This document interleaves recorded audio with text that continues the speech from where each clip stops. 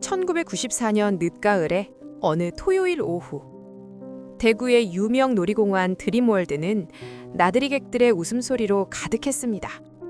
하지만 오후 3시 17분 평화는 비명으로 바뀌었습니다. 수십 년간 안전상의 이유로 출입이 엄격히 통제되었던 낡은 미로 전시관 건물이 기괴한 금속성 굉음과 함께 지면을 뒤흔들며 무너져 내린 것입니다. 비명이 사방에서 터져나왔고 거대한 먼지 구름이 하늘을 덮었습니다. 소방대원들이 잔해를 헤치며 절망적인 수색을 이어가던 그때 믿을 수 없는 광경이 펼쳐졌습니다. 회색빛 먼지를 뚫고 한 가족이 유유히 걸어 나온 것입니다. 아빠와 엄마, 그리고 작은 하얀 강아지를 품에 꾸어가는 10살 소년 영규.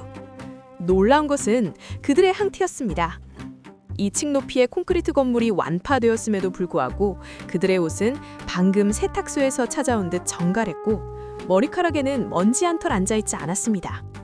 찰과상 하나 없는 그들의 모습은 마치 사고 현장이 아니라 다른 차원의 문에서 막 건너온 방문객 같았습니다.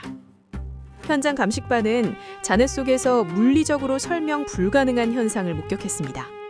건골의 본래 부피보다 훨씬 많은 양의 잔해가 쏟아져 나왔고 일부 철근의 단면은 열에 녹은 것이 아니라 칼로 자른 듯 매끄럽게 절단되어 있었습니다. 그 단면에서는 정체를 알 수 없는 푸르스름한 인광이 한동안 감돌았다는 기록이 남겨졌습니다. 전국에서 몰려든 취재진이 마이크를 들이밀었습니다. 그 안에서 어떻게 버틴 거니? 어린 영규는 겁에 질린 기색 없이 맑은 눈으로 대답했습니다. 이 대답은 다음날 모든 신문의 일면을 장식하며 온 나라를 발칵 뒤집어 놓았습니다. 건물이 무너진 게 아니에요.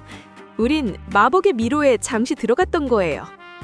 소년의 진술은 구체적이고 환상적이었습니다. 영규의 말에 따르면 건물이 무너지기 직전 차가운 안개가 발목부터 차올랐고 곧이어 가닥이 7빛깔로 전멸하는 무지갯길이 나타났다고 했습니다. 천장과 바닥의 구분이 사라졌어요. 우린 중력을 잃고 방안을 둥실둥실 떠다녔죠. 하지만 무섭지 않았어요. 엄마와 아빠가 손을 꼭 잡고 서로에게 사랑한다고 말할 때마다 앞을 가로막던 차가운 투명 벽들이 아이스크림처럼 녹아내리며 길을 열어줬거든요. 대중은 이 세기말의 동화에 열광했습니다. 비극적인 사고가 잇따랐던 당시 사회 분위기 속에서 소년 영규는 탈출왕이라는 별명과 함께 희망의 상징이 되었습니다. 전 세계 외신이 대구름 몰려들었고 영규의 얼굴이 그려진 책가방과 학용품이 불티나게 팔려나갔습니다.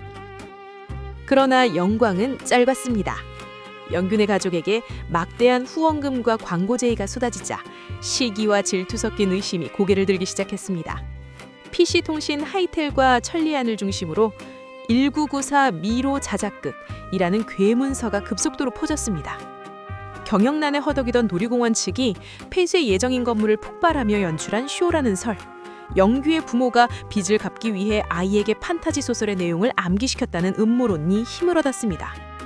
결정적인 타격은 영규가 품에 안고 나왔던 강아지였습니다.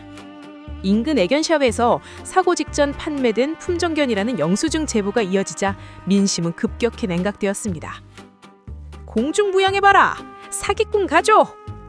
어제까지 영웅 대접받던 소녀는 학교 앞 진을 친 파파라치와 조롱 섞인 시선에 무너져 내렸습니다.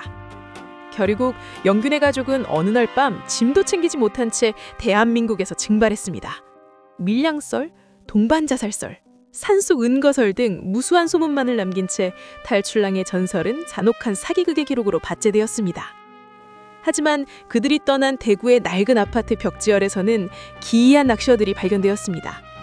10살 아이가 그렸다고는 믿기 힘든 정교한 공간 도면과 수천 번 반복되어 쓰인 사랑해 라는 글자들. 그것은 탈출의 기록이었을까요? 아니면 광기의 흔적이었을까요?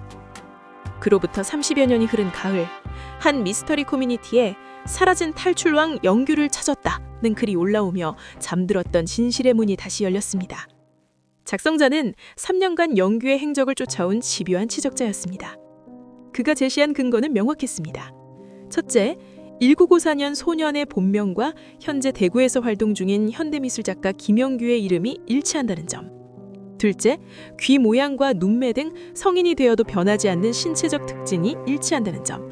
그리고 결정적으로 1994년 당시 영규의 부모가 운영하던 학원이 있던 건물에서 현재 김영규 작가가 10년 남게 미술왕 화실을 운영하며 활동하고 있다는 사실이었습니다. 논란이 걷잡을 수 없는 커지자 김영규 작가는 침묵 배신 정면 돌파를 선택했습니다. 대구의 한 강연 회장, 수백 명의 관객과 유튜버들이 숨을 죽인 가운데 그가 마이크 앞에 섰습니다. 네, 맞습니다. 여러분이 30년간 상위꾼이라 불렀던 그 소년, 1993 1호에서 살아 돌아온 영규가 바로 접니다.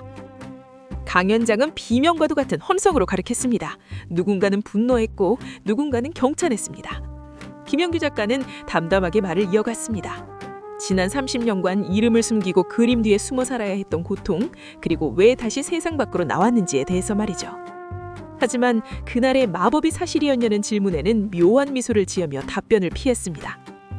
세상은 다시 한번 뒤집혔습니다. 누군가는 그를 여전히 정교한 사기꾼이라 의심하고 누군가는 그를 다른 차원을 경험한 유일한 생존자라 칭합니다. 1994년 그날 무너진 건물 속에서 일어난 일은 소년의 화려한 상상이었을까요? 아니면 우리 세상의 논리로는 결코 설명할 수 없는 다른 세계의 틈새였을까요?